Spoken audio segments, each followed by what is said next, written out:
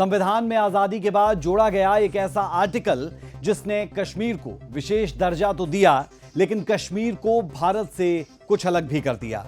इस प्रावधान को जब हटाया गया तो खूब हो हल्ला हुआ, माहौल बिगड़ने की अटकलें होने लगी, लेकिन सब कुछ शांतिपूर्ण तरीके से हुआ। आज इसी धारा 370 का इनसाइड आउट जानेंगे।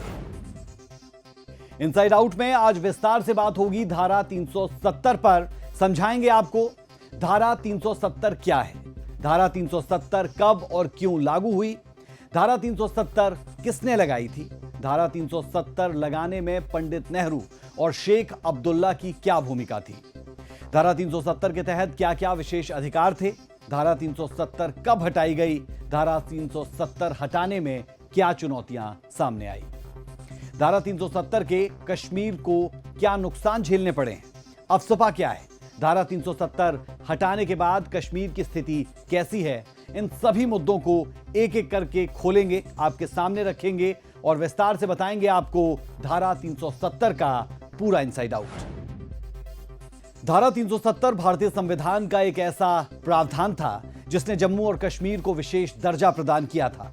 इसके अंतर्गत इस राज्य को भारत के बाकी राज्यों से अलग कुछ विशेष अधिकार प्राप्त थे।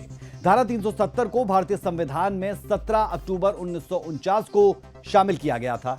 इसे संविधान सभा में 27 मई 1949 को अनुच्छेद 306A के रूप में पेश किया गया, जिसे बाद में अनुच्छेद 370 के नाम से जाना गया।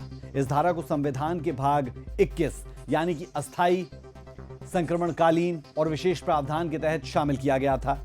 यह धारा 1950 में अस्थायी रूप से लागू की गई और 1952 के दिल्ली समझौते के आधार पर विस्तारित।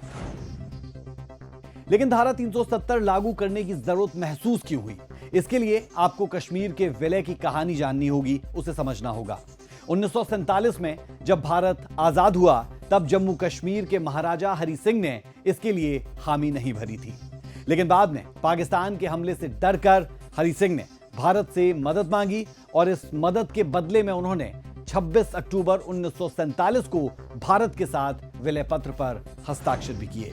हालांकि ये विलय कुछ शर्तों पर हुआ था।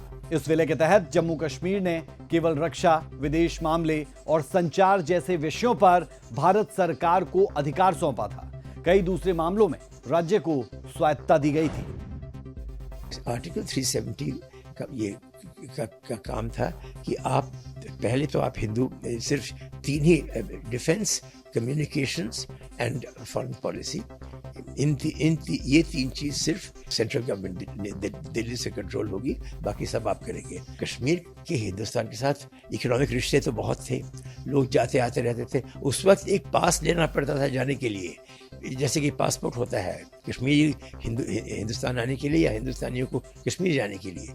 तो वो सब हटाने के लिए एक एक करके आर्टिकल 370 को कहा था कि आपकी संस्कृति वैसी रहेगी, ये तीन ही सब्जेक्ट्स रहेंगे, बाकी जिसमें आप आना चाहते हैं आपकी असेंबली, अपने आप को कॉन्स्टिट्यूएंट असेंबली बना के वो हम लोग कह सकते हैं कि बाकी इन विषयों पे हम हिंदुस्तानी लॉज को लेना चाहते हैं।